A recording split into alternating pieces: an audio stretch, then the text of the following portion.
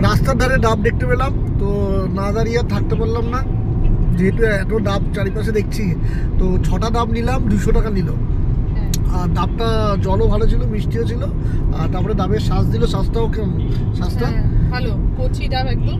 বাপ্পা ডাবটা কেমন ছিল? খুব সুন্দর কোয়ালিটি, সুন্দর জল, দামটাও ঠিকঠাক নিয়েছে। হ্যাঁ, ভর্তি জল ছিল।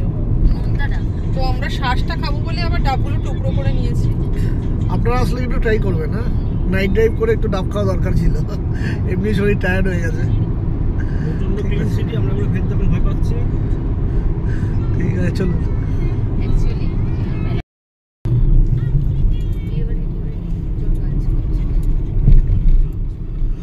আমরা গোদাবরী রিভার ক্রস করছি, চেন্নাই কলকাতা হাইওয়ে NH60 ওপরে।